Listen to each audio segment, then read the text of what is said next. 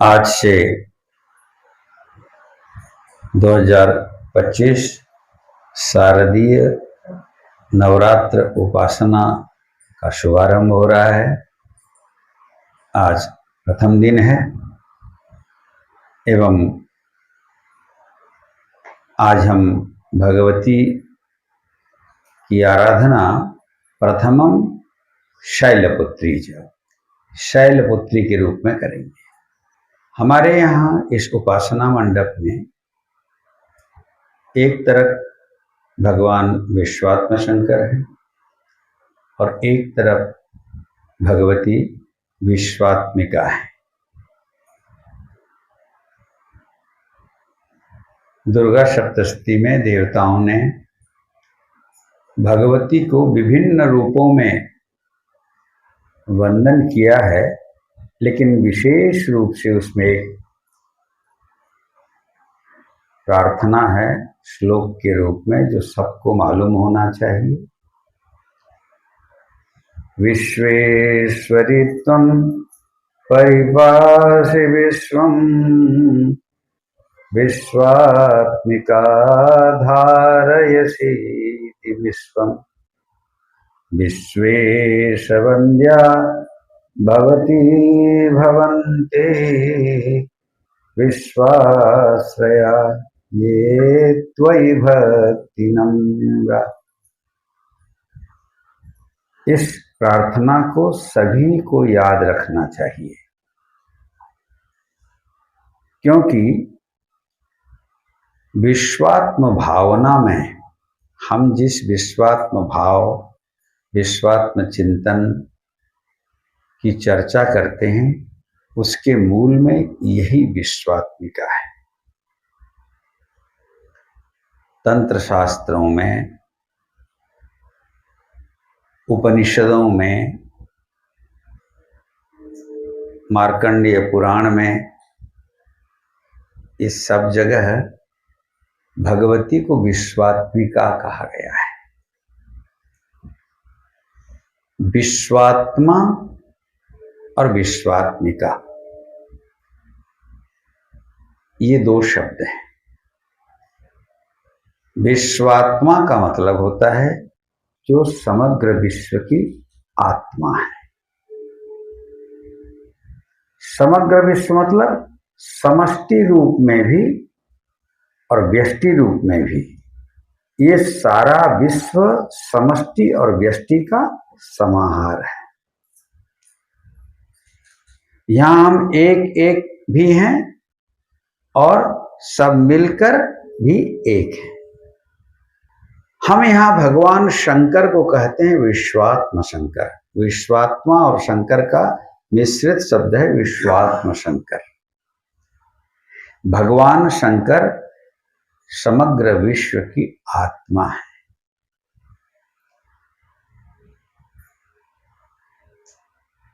व्यष्टि रूप में भी, समष्टि रूप में भी। समष्टि रूप में समग्र विश्व है और व्यष्टि रूप में ये शरीर भी विश्व है। यत् पिंडे तत् ब्रह्मांडे। ब्रह्मांड का एक लघु स्वरूप ये पिंड है और इसके अंदर भी शंकर जी किस रूप में रहते हैं? आत्मा त्वम कहा गया है ना, आत्मा त्वम गिरिजा मति सहचरा। इस श्लोक में सबसे पहले भगवान शंकर को क्या कहा गया? आत्मा त्वम। हे भगवान, आप मेरे अंदर आत्मा के रूप में विराजित हैं। तो भगवान शंकर आत्मा है हमारे, और विश्वात्मिका में भी वही भाव है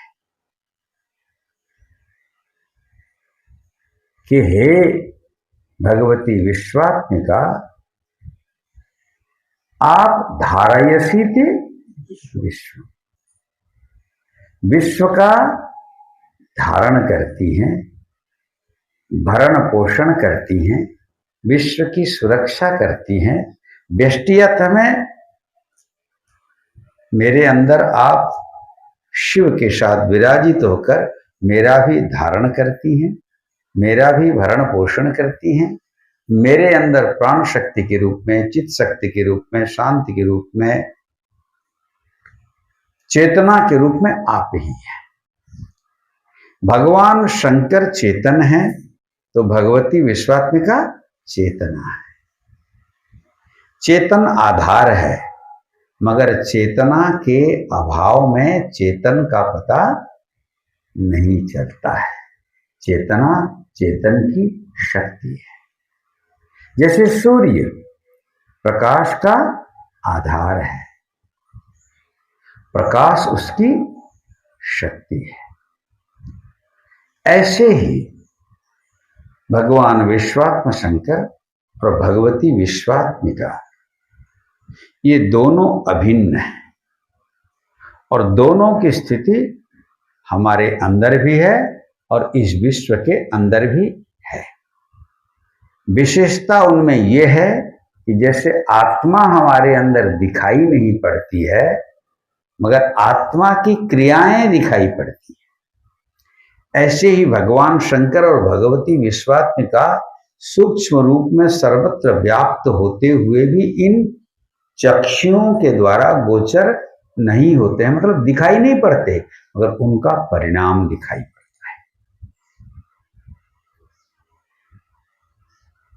भगवान शंकर सदैव शांतम शिवम अद्वैतम, उपनिषद में कहा गया है, शांत है। और भगवती विश्वात्मिका में शांत एवं उग्र दोनों स्वरूप देखने को मिलता है। भगवान शंकर जब प्रलय काल में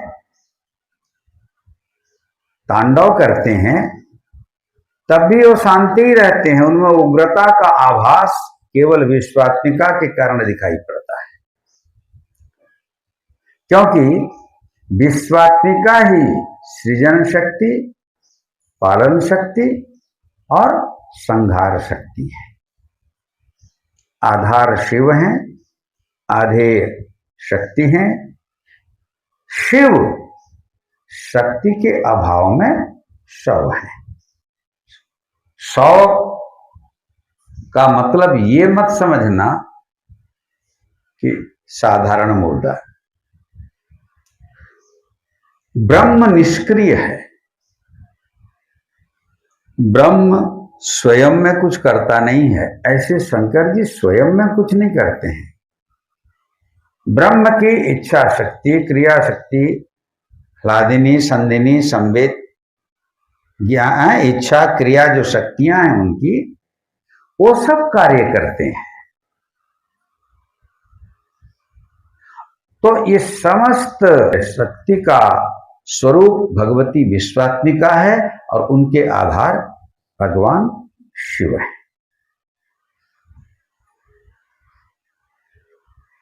इसीलिए देवताओं ने कहा विश्वेश्वरी त्वम परिपासि विश्वम। हे विश्वेश्वरी, विश्व की ईश्वरी आप हैं।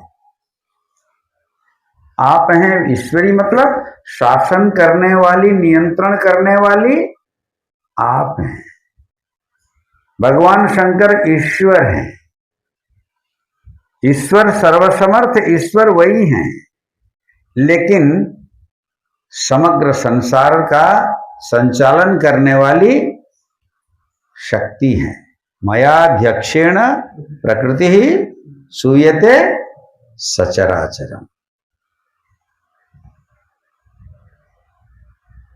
तो हे विश्वेश्वरी परिपासि विश्वम, आप विश्व का परिपालन करने वाली है, इसलिए विश्व का परिपालन कीजिए। ये दैवी भावना कहलाती है। देवता लोग किस लिए प्रार्थना कर रहे हैं कि हे भगवती आप विश्व का परिपालन कीजिए,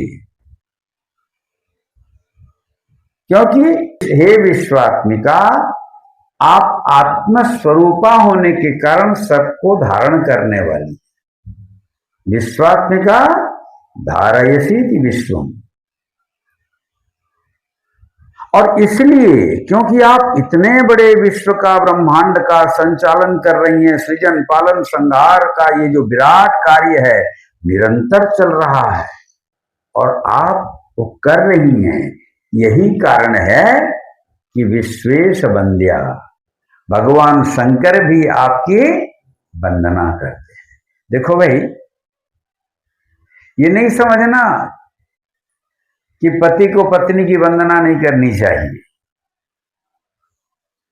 कितना बड़ा संदेश इसमें छिपा हुआ है। पत्नी दासी नहीं है, पत्नी सहधर्मिणी है और पति के कार्यों को, जो कार्य पति के द्वारा संभव नहीं होता, वो पत्नी उसका निष्पादन करती है, उसका संपादन करती है। इसलिए यद्यपि परिवार किसका है बोलने से पति के नाम में आ जाता है या पिता के नाम में आता है, मगर परिवार का संरक्षण, संचालन, भरण पोषण, सुरक्षा से लेकर के मर्यादा तक का दायित्व किस पर होता है? मां, पत्नी, भगिनी, जो भी कहें आप, नारी पर होता है। यही कारण है कि हमारे सनातन धर्म में नारी पूज्या, वंदनीया, शक्ति स्वरूपा, मां के रूप में, बहन के रूप में, पत्नी के रूप में, कन्या के रूप में पूज्य है। और देखो, इस नवरात्र में हम कन्या से पूजन आरंभ करते हैं। प्रथमम शैलपुत्री, और भगवान के शक्ति के रूप में, अर्धांगिनी के रूप में भी पूजा करते हैं। हमारे सनातन धर्म में इसीलिए नारी महिमामयी है। और अगर किसी पुरुष में भी महिमा अगर दिखाई पड़ रही है तो महिमा शब्द किस लिंग का शब्द है? स्त्रीलिंग, है ना? तो इसलिए हमें सदैव ये ध्यान रखना चाहिए और विशेषकर विश्वात्म चेतना परिवार के सदस्यों को भगवती विश्वात्मिका से यही प्रार्थना करनी चाहिए कि हे मां विश्वेश्वरी त्वं परिपासि विश्वं, विश्वात्मिका धारयति विश्वं, विश्वेश वंद्या भवती भवन्ति, विश्वाश्रयाये त्वयि भक्ति नम्रा। तो जिसके पास जो होता है वही वो देता है, तो भगवती विश्वाश्रया है। इसीलिए जो कोई भक्त उनकी शरण में जाकर उनकी कृपा प्राप्त हो जाता है, वह भी विश्व का आश्रय बन जाता है। माने उस व्यक्ति के द्वारा या उस पुरुष हो या नारी, उसके द्वारा, उस व्यक्ति के द्वारा संसार के प्राणी भी सुख को प्राप्त होते हैं, शांति को प्राप्त होते हैं, आनंद को प्राप्त होते हैं।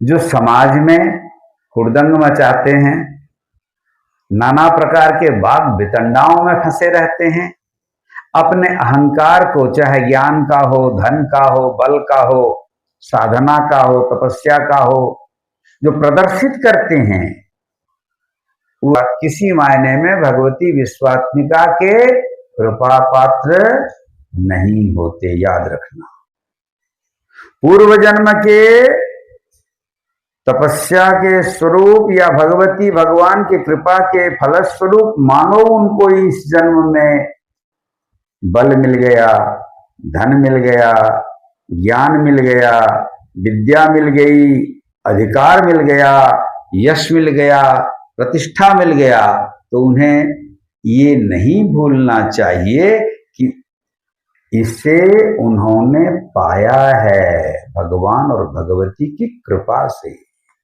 ये उनके पुरुषार्थ का कुछ नहीं है। इसीलिए कहा जाता है जो भक्त होते हैं, जो ज्ञानी होते हैं या फिर जो कर्मयोगी होते हैं। कर्मयोगी मतलब जो कर्म करते हैं और अंत में भगवान को समर्पण कर देते हैं। यद्यत कर्म करोमि तत्तदखिलम संभोक्तवाराधना। जो भक्त होते हैं, हे मां मत्समः पातकी नास्ति पापग्नि त्वत्समानहि एवं ज्ञात्वा महादेवी यथा योग्यम, ये भावना रखते हैं। या फिर जो ज्ञान स्वरूप होते हैं वो देखते हैं अपने अंदर में, आत्मा में। आत्मा को विश्वात्मिका कहा गया है। अब आत्मा ही विश्वात्मन है। आत्मा को दोनों रूपों में, क्योंकि आत्मन और आत्मा ये दो नहीं है, एक ही है। इस अभेद तत्व को जो जानते हैं वे सर्वम खलु इदम ब्रह्म या सर्वम विष्णुमयम जगत, सर्वम शिवमयम जगत, सर्वम ब्रह्ममयम, सर्वम देवीमयम जगत। दुर्गा सप्तशती में आता है। ये समग्र जगत में उन्हीं का दर्शन करते हुए उनके लिए ही जीते हैं, उनके लिए ही सांस लेते हैं, उनके लिए ही भोजन करते हैं, उनके लिए ही कर्म करते हैं। ऐसे जो ज्ञानी हैं वो रात दिन आनंद में मगन रहते हैं। आज इतना ही।